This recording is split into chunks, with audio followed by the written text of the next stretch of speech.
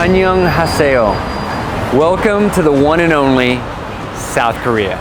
Behind me I have Itaewon, which is the main drag here in Seoul, which is really the heart of the city here. People would argue, just like if you're from New York, you would say, well, Times Square, is that really the heart of the city?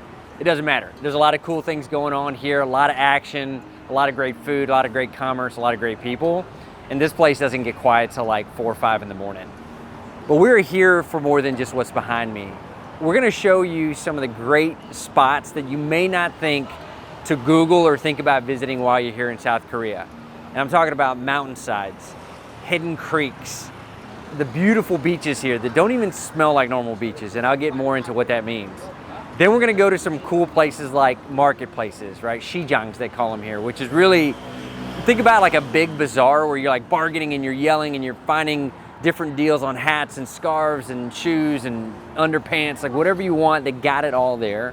And so we're gonna show you what that life is like, and then we're gonna peel off and do the, of course, Korean street food. We hope that we're not only gonna go see the things that are our favorite spots, but hopefully share with you all a little bit about what you're not gonna generally find if you were just gonna go to like some online forum about all the great hipster places to go here in Seoul, right? You want to go hang out at the places that are unique to this place, that are traditional, and that are old school. There's a lot that's changed about Korea in many, many years. I mean, since I've been back here, it's probably been about almost a decade since I've been back. And then I used to live here like 15, 20 years before that. A lot has changed. And so we're hoping to show you the parts that still stayed the same and that still bring that true Korean to you. Our breath is gonna smell like garlic after this trip, but that just means we are fed and that we're happy. So let's get to it. Pyong! Cha-cha!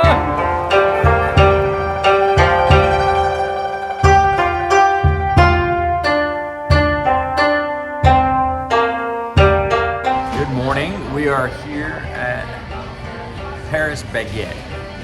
I don't know if it's a chain in Korea. It's a chain in Korea. I don't know that it's anywhere else, but this is classic, not traditional Korean, but a classic breakfast to have here in the city. Coffee, and this little bread. Yeah, show me what it looks like. It's like this bread that looks like it's got all these crusties on it. Delicious. It's like sugary custard, crystallized stuff. It's delicious. They make great coffee here. Coffee, I don't remember the last couple times we've been here, like the craze of coffee seems to have gone up. The last few times we've been here, even a few years ago, it didn't seem as intense. I could be wrong on that, but it seems way more like all about it now. But this is awesome. And they make it all fresh back here. Delicious, kind of like just enough to get you going in the morning, because a big meal here, at least for us, has been lunch. And that's where we just hound and chow down on Korean food. But for now, coffee, a little sweet. We are on trail here in South Korea. Check this place out. Up in the mountains, probably at a place a lot of folks don't go check out when they visit Korea. A lot of folks are flying into Seoul. And so we got really fortunate that we're able to explore the eastern part of South Korea. And you just get these gems like this. Just one of our trails. So we're gonna be working our way back. We got quite a bit of stuff we're doing today, checking out Seoraksan Mountain, which checked out, how am I gonna say it today? Sokcho. Sokcho? Sokcho. We checked, I was saying Sokcho all day long, and all of a sudden my brain went, Chapche? Chapche. So, anyway, Sokcho. Thanks for the memory, Kelsie. So we checked that out today. Great market. It's like a mountain town, and so by mountain town by the ocean. So you can't beat that. And then this, I mean, look at this. It's gorgeous out here. But we ran into the end of the line here. Looks like they're doing some kind of new construction work and probably doing some fixing around here and whatnot. You can just tell a lot of this stuff is eroded away, but really neat. Anyway, tonight we're gonna be just kind of getting ready and then just kind of chilling out. And then the next morning, we got some more mountains ahead of us. We're gonna be getting all the way to the top of Seoraksan Mountain, which is a pretty popular mountain here. South Korea has been awesome. It's great to be in the city, but it's even better to just find nature and get after it.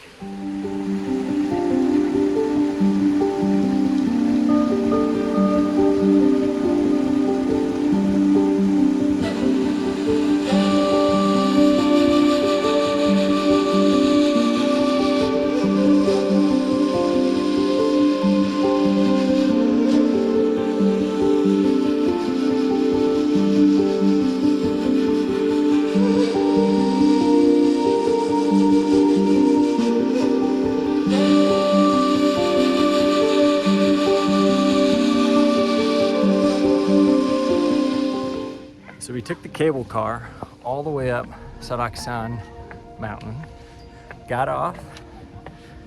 It's not done.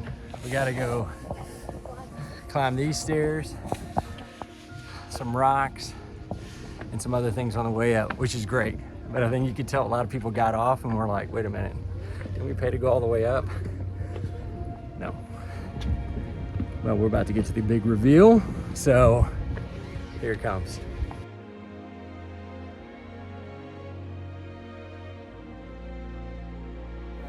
All right, we are here at Seoraksan National Park, specifically on the mountain itself. We took a cable car all the way up.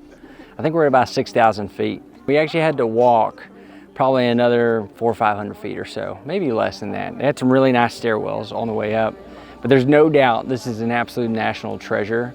We were talking to some locals and they were saying that you can live in Korea your entire life and not ever visit this northeastern part of South Korea. It's absolutely gorgeous. The thing that really takes you back is how you got these huge rock formation structures that just felt like they've almost been plopped here.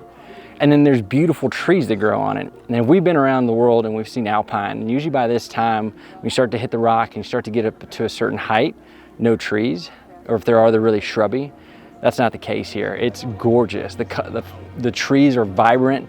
They're on fire because it's fall time. And they're just lush. It's all over the place. It just goes really beautifully. So we got an ocean view in the back, and then we got the beautiful mountain range behind us, or I guess in front of me. Absolutely gorgeous. Definitely a national treasure, and one that it reminds you of places like in Yosemite or wherever where you go, or even in places like in the Adirondacks or maybe even Alaska, where you live there all your life and you just don't even appreciate it. So really neat. This definitely built an appetite. The weather is perfect, but I think we're gonna go crush some bibimbap or bulgogi or something after this. It's gonna be awesome, so on our way down.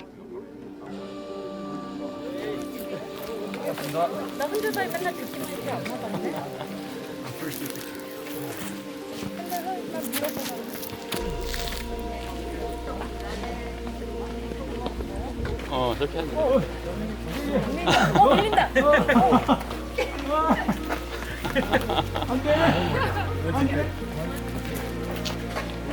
오, 흔들렸어. 진짜.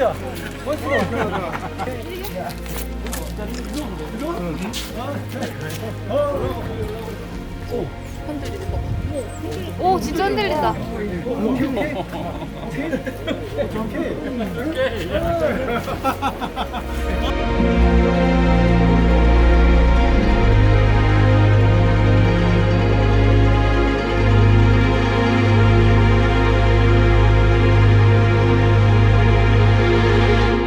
So you can see that I'm sweaty.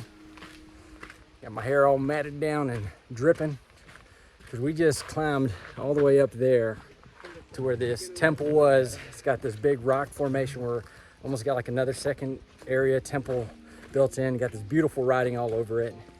And you got this rock, famous rock. People were climbing all the way up here and all the way up to the top to get a chance to push the rock. Let's just say this, a lot of people didn't move the rock. But when Kelsie and I got up there, we gave it a solid Austin, Texas push. It moved. Actually, people were kind of celebrating around us. So I'm just gonna take it that it doesn't move that often, or maybe they just didn't see it move before, but we got it to teeter. I think if we were pushing, we'd really get that thing pushed off. Apparently they've had hundreds and thousands of folks try it, big groups, can never get it to move. So I think we have some superpowers. Either way, beautiful walk up here, really great time. Now we're headed back down to the bottom and the entrance here at the National Park.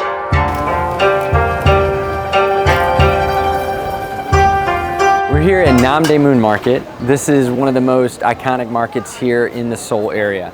There's a lot of other ones, Namdaemun Market, you got some things in Gangnam, just all over the place. Namdaemun Market, or sijangs as they call it, which means market in Korean, is a traditional, most people would see it like as a bazaar, right? But it's bazaar, but it's also got wholesale things. People are selling food, people are selling clothes, children's clothes, adult clothes, purses, hats, anything you could want, you can find here.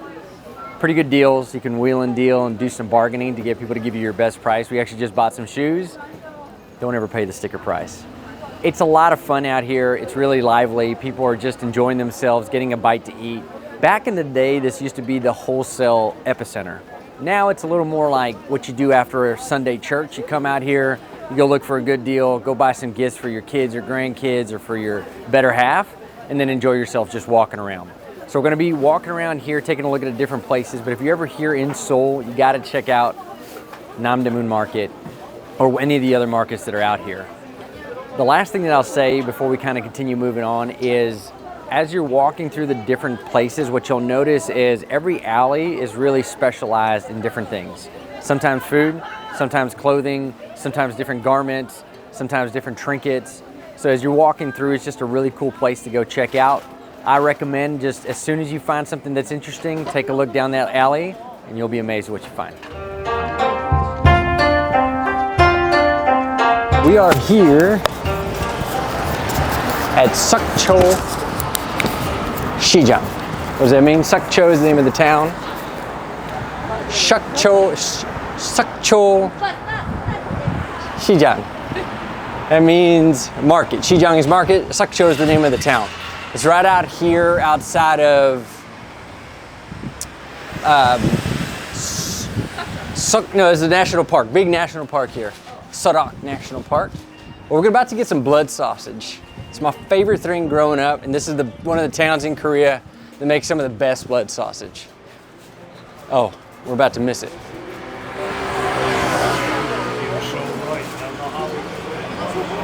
So this is blood sausage. Oh. We're eating Korean blood sausage. They call it Sundae. Sundae. This is the part that's the best.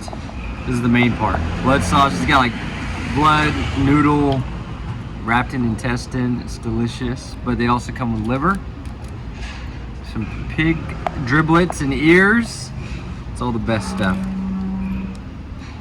Eat. My favorite part is this part though. They make it a couple different ways. I like it with the noodles in the middle. Delicious. Tastes like my childhood.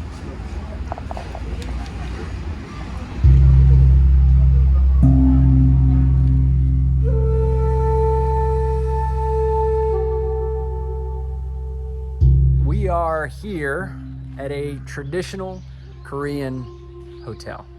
Now, when I say traditional, I'm talking about old school historical hotel.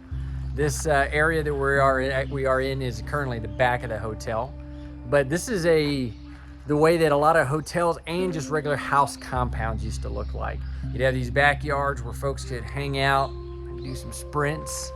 Then you'd have this area right up here. This is like the outdoor patio. Study, play, some card games and different traditional type games, or just kind of hang out and lounge. We actually saw a couple folks on the one in the front just taking a nap. The other thing that's really neat is you have this area here, it's kind of these open area, and everything is like that. You have these inside rooms, and that's really the only time you're inside, but then you have these areas where you're basically hanging out. And this is where people would eat, would commune, would hang out. And then you have this sucker right here. What is it? It's a chimney. Why is there a chimney there? It powers the heat that runs through the entire bottom of this entire compound. All the heat comes through the bottom, through these coal areas. And what they would do is make these fires underneath this entire floor using coal, and I think wood in some cases, and then you'd have that exhaust from the different fires coming through here. They have 2 little kitchens out here. We'll show some footage of that. 2 kitchens out here, and that's where folks prepared the meals out of these big pots, these big cast iron, wood burning cooking areas. And then you have just this entire courtyard that people would hang out in, and this is kind of how you go back and forth. You'll also notice the way these rooms are designed. You got basic floors, wood burning, that's where the heat comes through. And then all these windows and doors here are all made out of rice paper. And so they say that it was a tradition, that rice paper is super thin. It was kind of tradition that during one's wedding night, so the bride and groom would come in here, folks would kind of lick the paper so they could kind of see through. Little peeping toms. Thought it was kind of funny.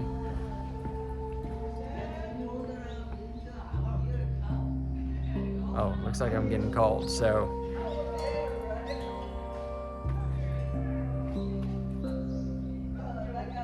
But this is it, all right. I don't think you can stay at a motel like this anymore, a hotel. But there are still houses out here in Korea that are just like this. Really neat. Here's the courtyard.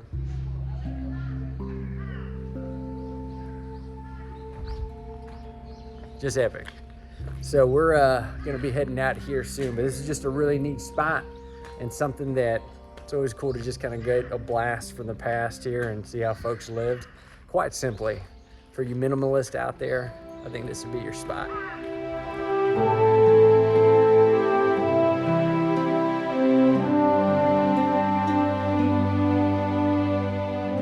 We're just getting settled in our South Korean beach town. Epic view. Waves are coming in hardcore. But the one thing you gotta know about Korean hotels, even with a killer view like this, clean room, good situation, but then you gotta get into your accommodation.